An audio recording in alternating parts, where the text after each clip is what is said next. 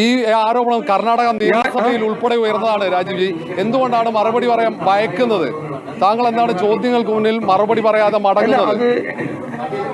ഇങ്ങനെ എന്തിനാണ് ഭയപ്പെടുന്നത് താങ്കൾ ചോദ്യങ്ങളെ?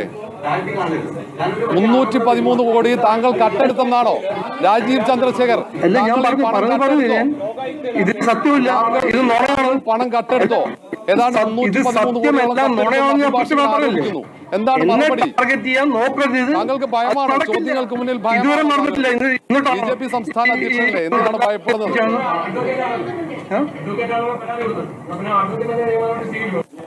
എന്റെ എതിരെയല്ലോ അവർ കൊടുത്തിരിക്കുന്നത്, അത് ഏതോ കമ്പനി. എന്നെ നോക്കൂ, ഈ നുണ പ്രചരിപ്പിക്കുന്ന പ്ലാറ്റ്ഫോമിനെതിരെ ലീഗൽ ആക്ഷൻ ഉണ്ടാവുന്ന അതിൽ ആർക്കും സംശയം ഉണ്ടാകാൻ പാടില്ല. ഉണ്ടാവും, 100% ഉണ്ടാവും.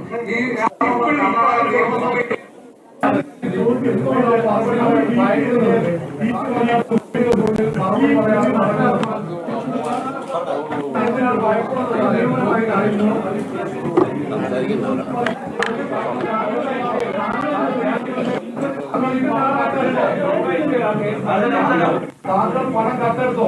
ഏതാണ്ട് 313 കോടിയോളം കട്ടെടുത്തത് അഭിഭാഷകർ ആരോപിക്കുന്നു. എന്താണ് മറുപടി? താങ്കൾക്ക് ഭയമാണോ? ചോദ്യങ്ങൾ